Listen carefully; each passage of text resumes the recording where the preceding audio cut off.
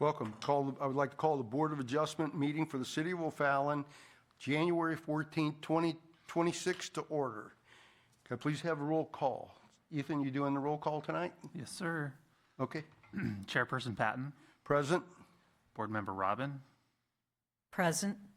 Board Member Thomas. Present. Board Member Graham. Present. Board Member Reinsch. Present. Alternate Board Member Hartzell. Excused. Alternate Board Member Wilkinson. Present. Okay. And Ethan, when you do that, if like Vice Chairman Thomas, okay, since the last meeting we had that election, okay, thank you. All right. Next, if everybody could please stand and join us for the Pledge of Allegiance. I see our lawyers already standing.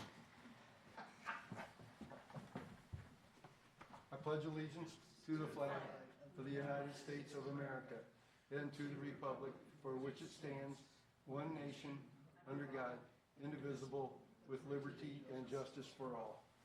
Thank you. Please be seated. Next, we have the approval of the agenda. Does the board approve the agenda? If so, I'll take a motion in a second. Oh, okay. First of all, let me swear the staff in. Please raise your right hand. Do you solemnly swear or affirm the information you're going to provide to us tonight is the truth? I do. Okay, thank you. Next, we'll have the approval of the agenda. Does the board approve the agenda? I ask for a motion in a second. I make a motion, we approve the agenda. Okay, can I get a second? I second that. Okay, please vote.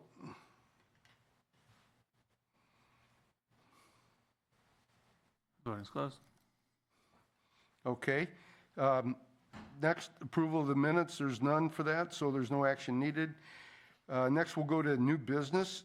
Item number 1, number 25-011896, 418 South Main Street, Quick Trip Corporation. Spencer, what would you like to tell us about that? You've got the floor, sir. Good evening. The applicant is requesting a variance to allow 2 accessory signs to exceed the allowed square footage. And per section 410.070A3A5, the maximum permitted area of an individual accessory sign shall be equal to 5% of the square footage of the accessory building's wall or canopy facade, or 30 square feet, whichever is less.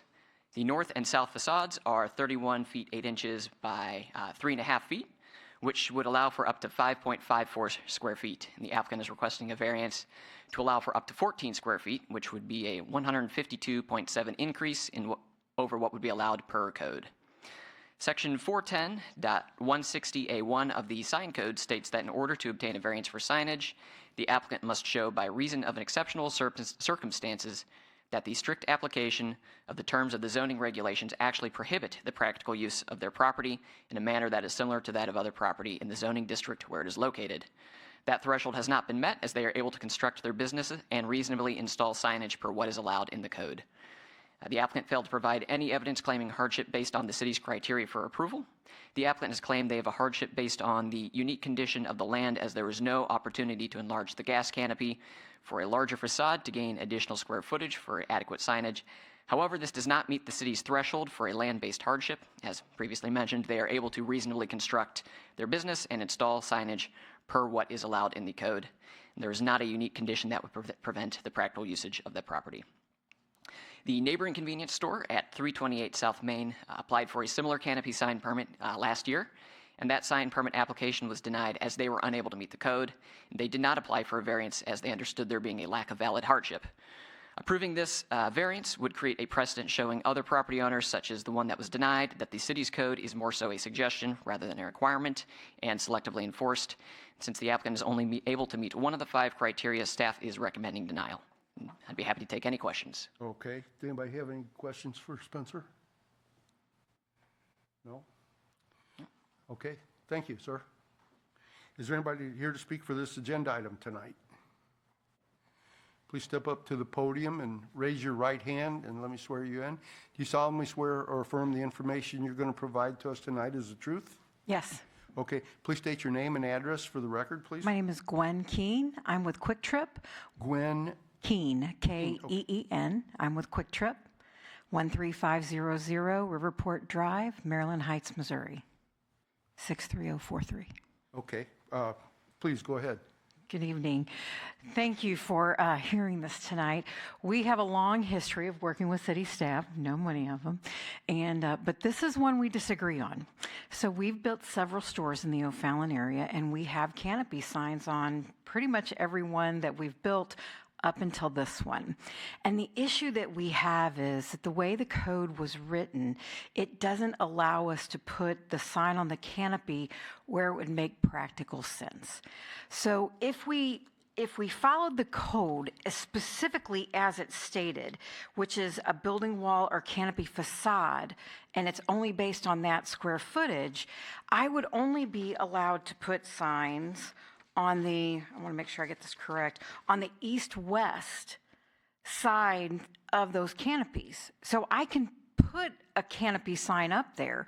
It's just not facing any real traffic or any real, it has no purpose because it just doesn't meet that where that main line of traffic is going, that is going north-south. And even driving up tonight, how many of you really know that Casey's has, or a Huck's, I couldn't even remember the name of it, that they even have a sign that's going east-west?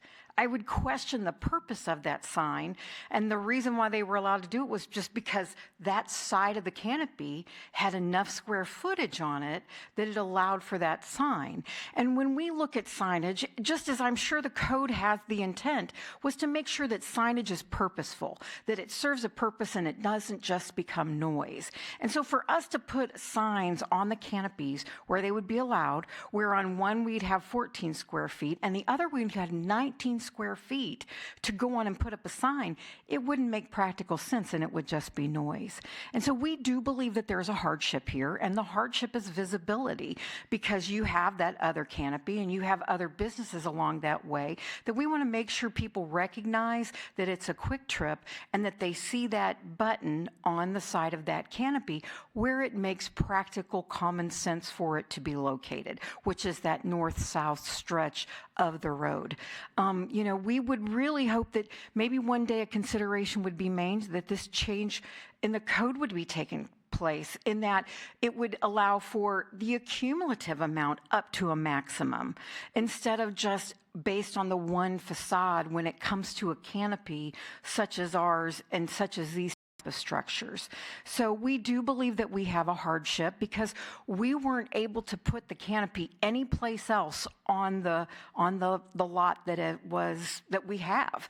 We did look at a side canopy that, had I been able to put the canopy on the side of the store, I would have had ample square footage to put a canopy sign on the north-south path. But because of drainage and the access on Daniel, we couldn't put our canopy there. So when it came down to it, if we were going to build on the site, the location of the canopy and the way it is built with the square footages of that, the only way it was going to work was for us to put it as we are building it now.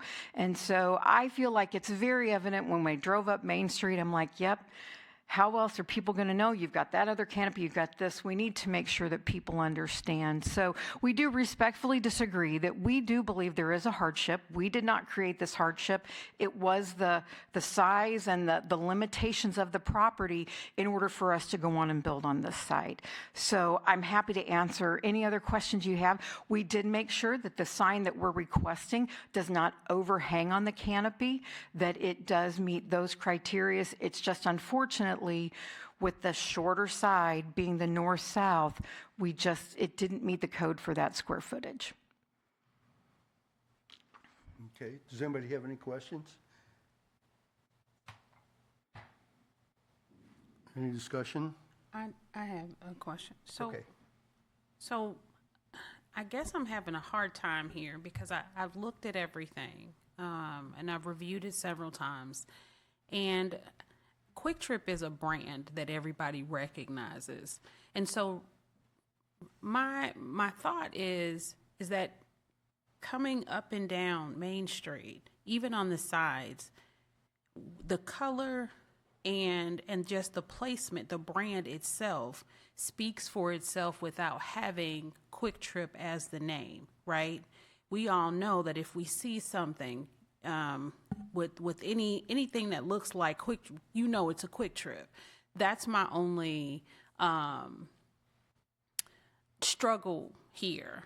And so have you considered that, like, that people in the area will know it's a Quick Trip regardless whether there's a sign or not, right? And yes, you and I would definitely know, because how many do we already have in O'Fallon?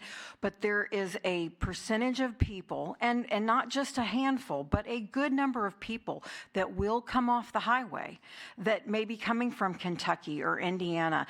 I just came from Ohio today where we're looking to build stores there, and we're having to completely introduce ourselves to whole new areas. And so we are mindful that we do have people, and you have guests to the city that don't always recognize, oh, that's a Quick Trip. And as we grow and develop and adapt, if we start changing some of the canopies or something like that and making sure that maybe a canopy that we have in a different place doesn't always match this one, for the most part, you are absolutely correct. We are very focused in making sure that our branding is there. But we do believe that added element of having that button when people are looking kind of in a sea of signage, that they know, okay, that's the Quick Trip.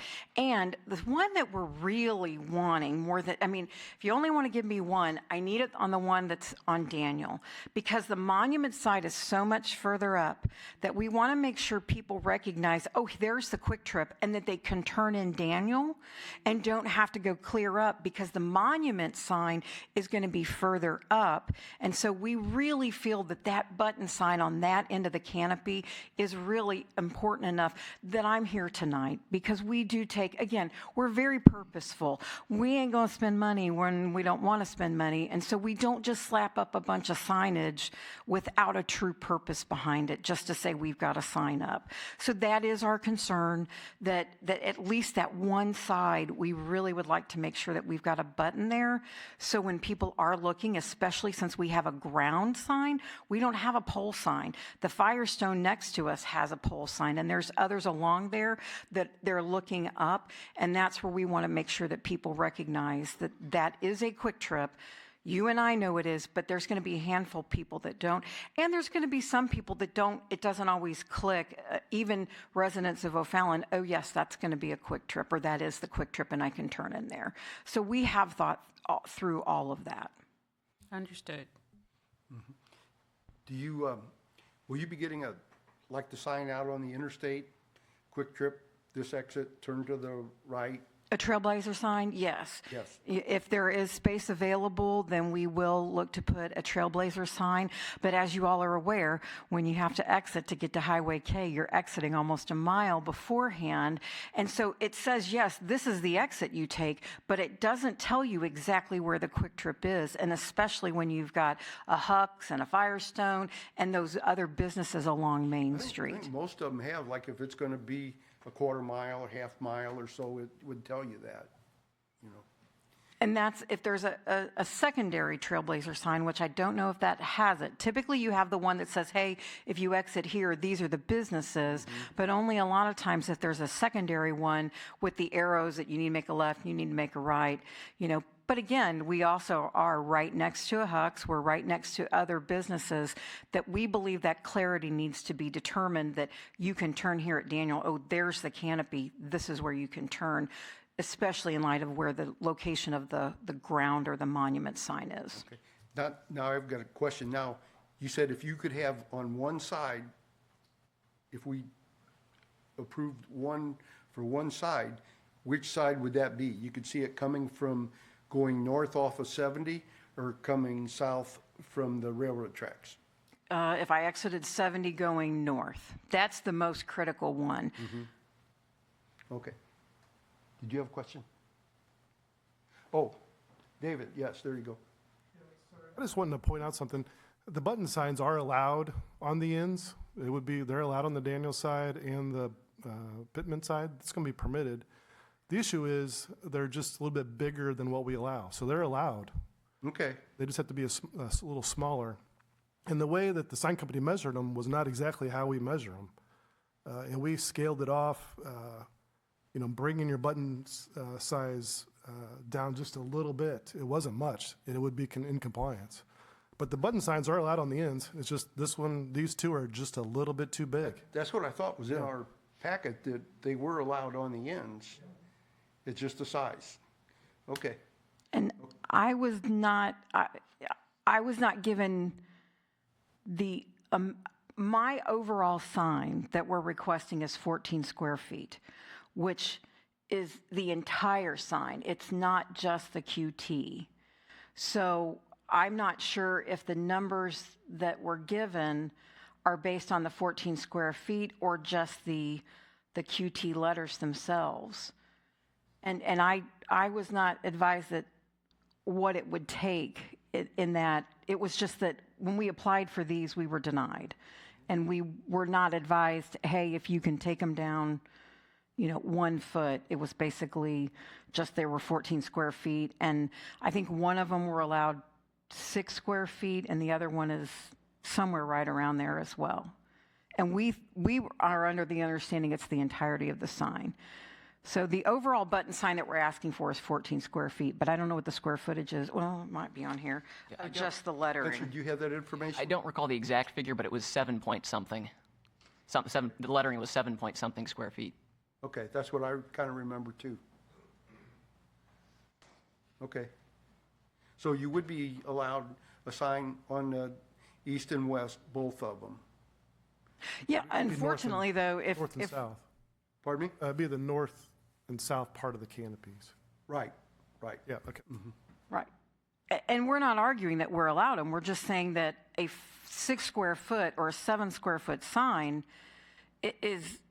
when you're looking and you're going down Main Street, it's just lost. Whereas this fits the canopy. And again, I don't know how much the square footage of just the QT letters are versus the overall with the red paneling. But again, that's, I don't have, the typeface is approximately 7 square feet. Okay. And I think that's about what you're allowed. Yes. Okay, I'm confused then. Because our permit was denied. 5.54 is what's allowed. Pardon? 5.54 square feet. Okay.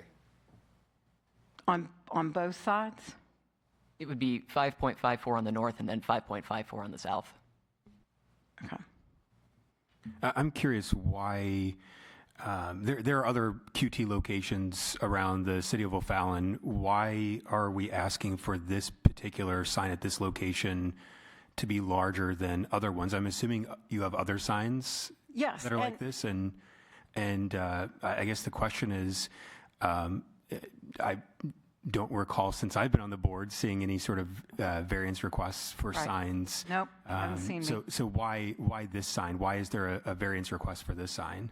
Because those signs were put in, I guess, before the sign code was amended, and so they were grandfathered in. We have a couple sites that actually have pricers on the canopies, and which we actually wanted for this one, but we were told that there was just no way because that was so much square footage on that short panel. So that's what we ultimately wanted. So at the end of the day, we were like, okay, if we can't get a pricer, then we at least need that identification. So from the time that we did the other ones, and the other ones have button signs at the stores in O'Fallon, those were all either granted under the code at the time, and I don't remember being here for variances for those. The majority of them are like the double bay. It's like there's 2 gas pumps right after each other, which makes for a wider canopy, which would allow for more signage as well. This one is only a single gas pump, so the canopy is more narrow. Okay. It's the difference between a double stack and a vertical. Okay. And again, the constraints of the site required us to build a vertical. I did not have the option to build a double stack, which would have given me that length going north-south. And again, we're just trying to do something that we believe makes sense and that's practical for this situation that we're in. Okay. Any other questions? Okay, okay, thank you. We might call you back up here in Thank you. a little bit. We have somebody in the public hearing. Is Corey Royster here? Did you want to come up? Did you want to speak? I was just trying to make sure it wasn't like a huge billboard sign. Did you please come up to the podium?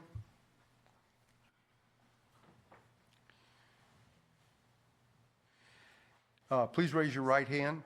Do you solemnly swear or affirm the information you're going to provide tonight is the truth? Yes. Okay, please state your name and address for the record, please, Corey. Corey Royster, 112 East Pittman Street.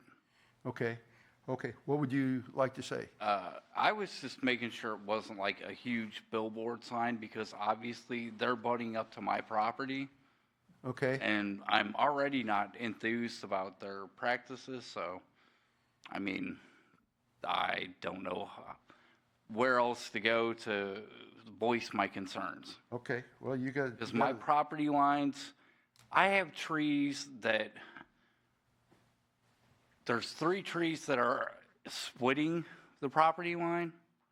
Well, this was appealed when I bought my house 9 years ago. So now all of a sudden, when they start putting defined lines, now my question is, who's liable? Because they're building, they cut limbs off my trees to build their building.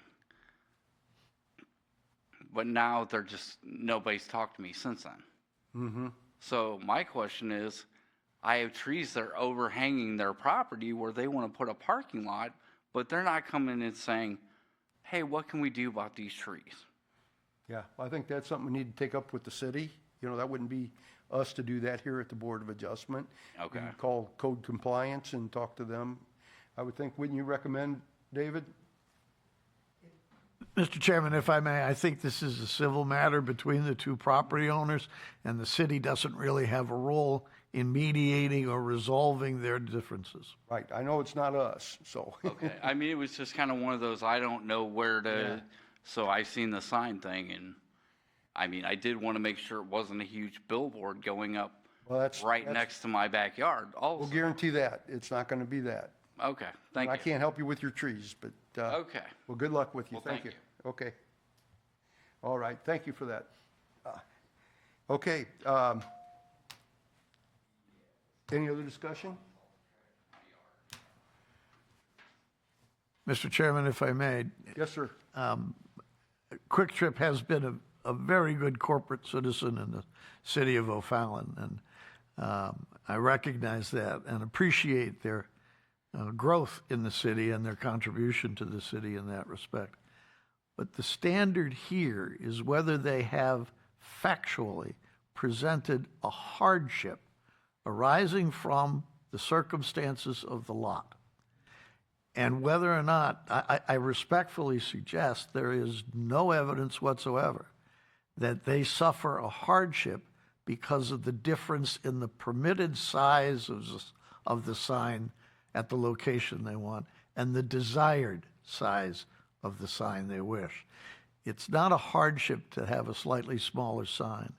And it's not a hardship, in fact, because any of it arises from how they chose to, but where they chose to buy, how they chose to site their project, how they chose to build it, and how they chose to shelter the pumps in terms of the canopy size and location and orientation. So respectfully suggest that the applicant may indeed be in a position to have a conversation with staff or the city council about whether or not the sign code is appropriate, but they have not demonstrated a hardship such that the law that applies to everyone doesn't apply to them. Okay. All right. Well, thank you. Okay. We're going to approve the variance. We'll ask for a motion in a second for a vote. I make a motion to approve the variance. Okay. Second? And we have a second. Okay. Please cast your votes.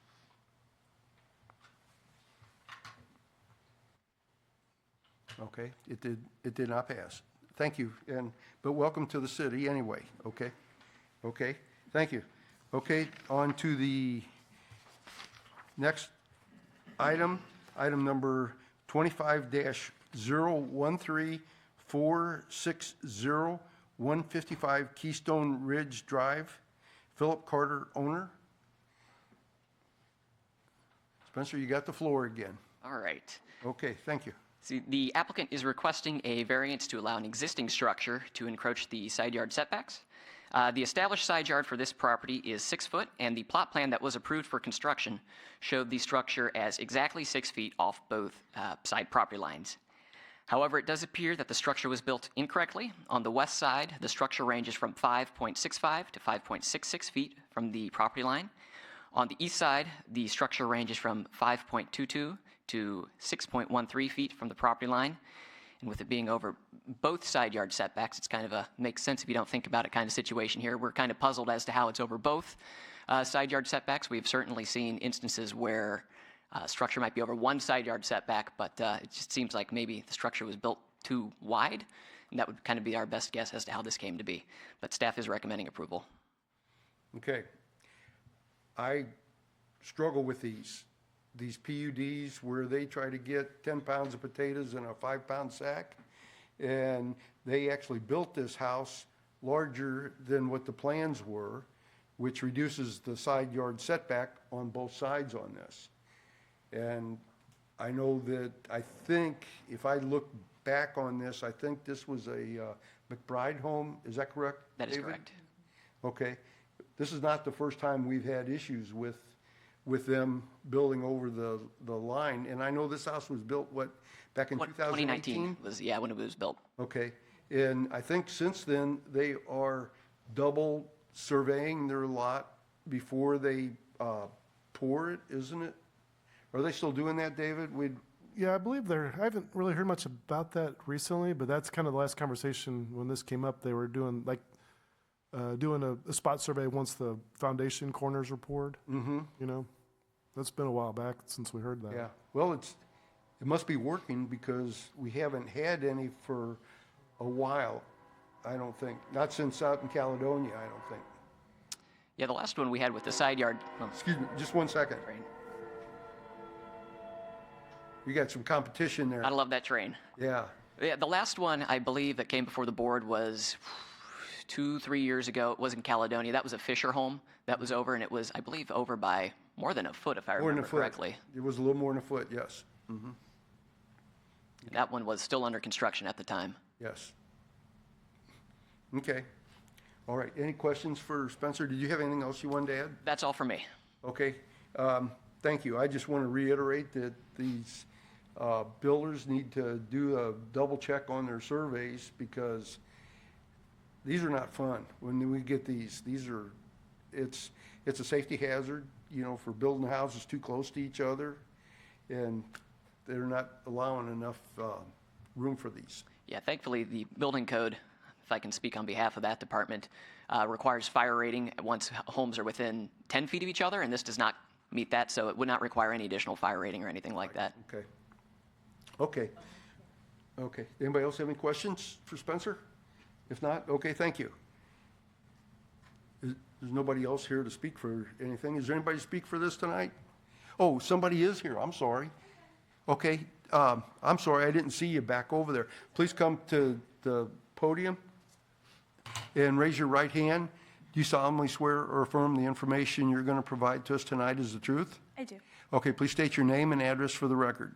My name is Kirsten Carter, and presently I live at 4312 Grand Central Avenue, Winsville, Missouri, 63385. Okay, do I understand you've got your house for sale? Yes, sir. Is it under contract? It will be if this goes through today. Okay. What would you like to tell us? We bought the house, I guess, almost 3 years ago now from next door, who had purchased it from, I guess, the person that had it built by McBride. And it sold just fine those 2 times, but for whatever reason, this time they went through, I suppose the buyer's title company requested additional surveillance, and this is what happened. So we were kind of blindsided by the whole ordeal. Yeah, it's kind of unfortunate, but. It is. Okay. Do you have anything else you wanted to tell us, or No, any sir. questions? but you've never, this was brand new to you when you got the survey, wasn't it? Yeah, absolutely. Okay, does anybody know any question, any discussion? Okay, well, thank you. Okay, I'd like to take a motion and second to approve the variance. I make a motion to approve the variance at 155 Keystone Ridge Drive. Okay, do I have a second? I second. Okay, please cast your votes. Voting is closed. Okay, it has been approved. You can sell it now. Okay, thank you. Okay. Any other items we need to discuss? If not, we'll adjourn.